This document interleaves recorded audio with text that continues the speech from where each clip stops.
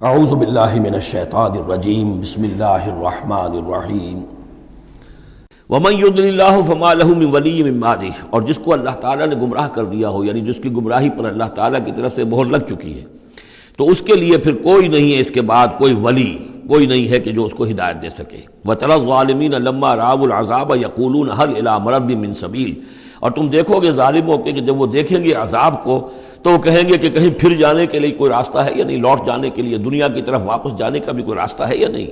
وَتَرَاهُمْ يُعْرَضُونَ عَلَيْهَا، اور جب تم دیکھو گے انہیں کہ وہ پیش کیے جائیں گے عذاب کے سامنے، جہنم کے سامنے کھڑے کیے جائیں گے، خاشعین من الذل، ان کے نگاہیں زمین میں گڑی ہوئی ہوں گی اس ذلت کی وجہ سے، ینظرون من طرف خفی، اپنی کننکھیوں سے دیکھ رہے ہوں گے، اپنے ایک دوسرے سے بات کریں گے۔ وقال الذین آمنوا، اور اہل ایمان اس وقت کہیں گے، ان الخاسرین الذین خسروا انفسهم واہلیہم یوم القیامہ، واقعتاً تباہ و برباد ہونے والے تو وہ لوگ ہیں جنہوں نے اپنے آپ کو اور اپنے اہل و عیال کو قیامت کے دن اس خسارے اور اس تباہی میں مبتلا کیا۔ الا ان الظالمین فی عذاب مقیم، آگاہ ہو جاؤ کہ یقیناً یہ ظالم ایک مسلسل عذاب میں رہیں گے، قائم رہنے والا، دائم رہنے والا عذاب۔ وما کان لہم من اولیاء ینصرونہم من دون اللہ، اور ان کے کوئی مددگار نہیں ہوں گے کہ جو ان کی مدد کر سکیں اللہ کے مقابلے میں۔ ومن یضلل اللہ فما لہ من سبیل، اور جسے اللہ تعالیٰ نے گمراہ کر دیا ہو اب اس کے لیے کوئی راستہ نہیں۔ اب پھر دو آیتیں بڑی عظیم آ رہی ہیں کہ جو اقامت دین سے متعلق ہیں۔ استجیبوا لربکم من قبل ان یأتی یوم لا مرد لہ من اللہ ما لکم من ملجأ یومئذ وما لکم من نکیر، وہی لفظ استجابت آ گیا، والذین استجابوا لربہم، وہاں وہ مدح کے انداز میں تھا جن لوگوں نے اپنے رب کی پکار پر لبیک کہا۔ اب یہاں پکار ہے، یہ سب کچھ تم نے سن لیا، پڑھ لیا، دیکھ لیا، سمجھ لیا۔ استجیبوا لربکم، اب اپنے رب کی پکار پر لبیک کہو۔ من قبل ان یاتی یوم لا مرد لہ من اللہ، اس سے پہلے کہ اللہ کے حکم سے وہ دن آ جائے کہ پھر جس کو لوٹایا نہیں جا سکے گا۔ تمہاری موت کا وقت بھی آ سکتا ہے، کل آ سکتا ہے، تم نے لمبے چوڑے پلان بنائے ہوئے ہیں، یہ میں کر لوں، ذرا یہ کر لوں، اس سے فارغ ہو جاؤں، اس ذمہ داری سے نمٹ لوں، پھر بس اپنے آپ کو فارغ کر دوں گا دین کے لیے۔ پتہ نہیں وہ وقت آتا ہے کہ نہیں آتا، تمہارے پاس اتنی مہلت ہے کہ نہیں ہے۔ دیر مت کرو، استجیبوا لربکم، اپنے رب کی، اور وہ استجابت کس بات کی؟ اقیموا الدین ولا تتفرقوا فیہ، کہ دین کو قائم کرو اور اقامت دین اور اقامت دین کی جد و جہد میں اختلاف نہ کرو۔ استجیبوا لربکم من قبل ان یاتی یوم لا مرد لہ من اللہ ما لکم من ملجأ یومئذ، نہیں ہوگا تمہارے لیے اس دن کوئی ٹھکانہ، کہیں جائے پناہ نہیں ملے گی۔ وما لکم من نکیر، اور نہیں ہوگا تمہارے لیے وہاں منکر ہو جانا، انکار کر دینا، تم اپنی خطاؤں سے انکار نہیں کر سکو گے۔ فإن اعرضوا، اب یہاں خطاب ہے حضور سے، اے نبی، فإن اعرضوا، اگر یہ اعراض کریں، اگر اللہ کی اس پکار پر لبیک نہ کہیں، اگر اس کے لیے کمر نہ کسیں، فما ارسلناک علیہم حفیظا، تو ہم نے آپ کو ان پر کوئی ذمہ دار بنا کر نہیں بھیجا ہے، آپ ان کے اوپر داروغہ بنا کر نہیں بھیجے گئے۔ ان علیک الا البلاغ، نہیں ہے آپ پر مگر صاف پہنچا دینے کی ذمہ داری۔ یہ حضور کی طرف رخ کر کے فرمایا۔ وَإِنَّا إِذَا أَذَقْنَا الْإِنسَانَ مِنَّا رَحْمَةً، اور جب ہم انسان کو اپنی رحمت کا کوئی مزہ چکھاتے ہیں، فرح بہا، تو وہ اتراتا ہے اور خوشی سے پھولے نہیں سماتا۔ وَإِن تُصِبْهُمْ سَيِّئَةٌ بِمَا قَدَّمَتْ أَيْدِيهِمْ، اور اگر انہیں کوئی آ پڑے ان پر کوئی برائی ان کے اپنے ہاتھوں کے کرتوتوں کے بدولت، فَإِنَّ الْإِنسَانَ كَفُورٌ، تو انسان بالکل ناشکرہ بن جاتا ہے۔ للہ ملک السماوات والارض، آسمانوں اور زمین کی بادشاہی اللہ ہی کے لیے ہے۔ عام طور پر آتا ہے للہ ما فی السماوات و ما فی الارض، یہاں پر دیکھیے نوٹ کیے للہ ملک السماوات، اس لیے کہ اقامت دین، اللہ کی حاکمیت، نظام کا قائم کرنا، اس کی مناسبت سے للہ ملک السماوات والارض، زمین و آسمان کی بادشاہی اللہ ہی کے لیے۔ یخلق ما یشاء، وہ جو چاہتا ہے پیدا کرتا ہے۔ یہب لمن یشاء اناثا، جس کو چاہتا ہے بیٹیاں ہی بیٹیاں دیتا ہے۔ ویہب لمن یشاء الذکور، اور جس کو چاہتا ہے بیٹے ہی بیٹے دیتا ہے۔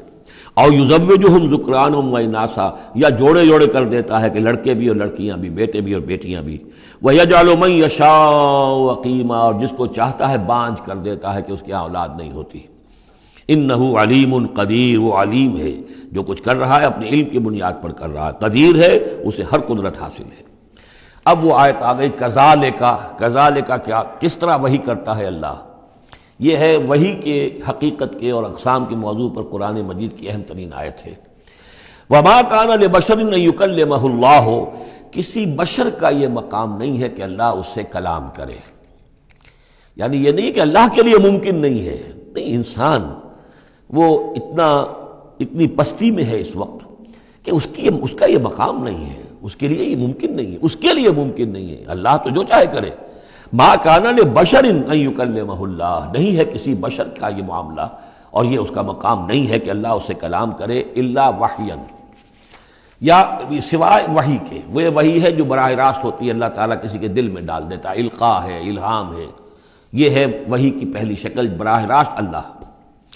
او من ورائے حجاب، یا پھر بات کرتا بھی ہے تو اوٹ سے، پردے کی اوٹ سے، جیسے کہ حضرت موسیٰ علیہ السلام سے بات کی ہے. وہ بات ہوئی ہے کلم اللہ موسیٰ تکلیما، لیکن من ورائے حجاب. تیسری شکل او یرسل رسولا، یا پھر وہ اپنے کسی پیغام پر کوئی ایلچی کو بھیجتا ہے، فرشتے کو بھیجتا ہے. فیوحی باذنہ ما یشاء، اور پھر وہ وحی کرتا ہے اللہ کے حکم سے جو وہ چاہتا ہے. تو گویا کہ تین شکلیں ہو گئیں. وحی براہ راست اللہ کی طرف سے، یہ الہام ہے، القاء ہے. جیسے کہ وہ شہد کی مکھی کو وحی کر رہا ہے، ہر آسمان میں وحی کر دی ہے. غیر نبی تھی حضرت موسیٰ کی والدہ، ان کو وحی کر دی، وہ جو دل میں ڈال دے. اور دوسرے یہ کہ کلام کی دوسری شکل من ورائے حجاب، جیسے حضرت موسیٰ. تیسرا یہ ہے قرآن کے نزول کی شکل، کہ جبریل کے ذریعے سے، فرشتے کے ذریعے سے وہ قرآن آیا ہے اور وہ انہوں نے حضور کے قلب مبارک پر براہ راست نازل کیا ہے. انہ علی حکیم، اللہ بہت بلند و بالا ہے. یعنی اللہ کی جو شان ہے وہ اتنی بلند ہے کہ وہ اس سے آگے انسان سے کھلم کھلا جو ہے کلام کرنا اس کی شان سے فروتر ہے. اور حکیم ہے، کمال حکمت والا ہے. اس نے جو بھی طریقہ بنایا کمیونیکیشن کا انسانوں کے ساتھ، وہ یہ طریقہ ہے جو اس نے بتا دیا. وَكَذَلِكَ أَوْحَيْنَا إِلَيْكَ رُوحًا مِّنْ أَمْرِنَا، اسی طرح ہم نے وحی کی ہے اے نبی آپ کے جانب اپنے امر میں سے ایک روح. اب یہاں وحی کو پھر روح کہا ہے، روح من امر. وَكَذَلِكَ أَوْحَيْنَا إِلَيْكَ رُوحًا مِّنْ أَمْرِنَا، یہ قرآن جو ہے یہ روح من امرنا ہے، یہ ہم نے آپ کی طرف وحی کیا ہے. اور یہ اب اہم ترین مقام آ رہا ہے قرآن میں، یہ بتانے کے لیے کہ خود حضور صلی اللہ علیہ وسلم کا ایمان جو ہے وہ بھی قرآن کے ذریعے سے در حقیقت اس نے ایک حقیقی اور واقعی شکل اختیار کی ہے. حضور کو ایمان کہاں سے ملا؟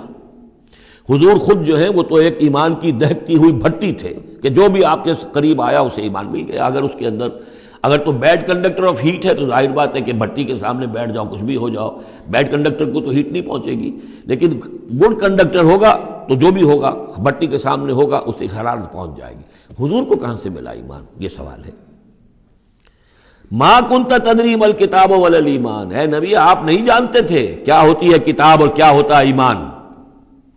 نہ آپ نے کوئی کتاب پڑھی تھی، نہ آپ نے کوئی تعلیم حاصل کی تھی، نہ آپ نے تورات پڑھی تھی. آپ تو ان چیزوں سے ناواقف تھے، آپ تو امیین میں سے تھے. ما کنت تدری ما الکتاب ولا الایمان ولیکن جعلناہ، اس قرآن کو ہم نے بنایا ہے نوراً نہدی بہ من نشاء من عبادنا، وہ نور بنایا ہے کہ جس کے ذریعے سے ہم ہدایت دیتے ہیں اپنے بندوں میں سے جس کو چاہتے ہیں.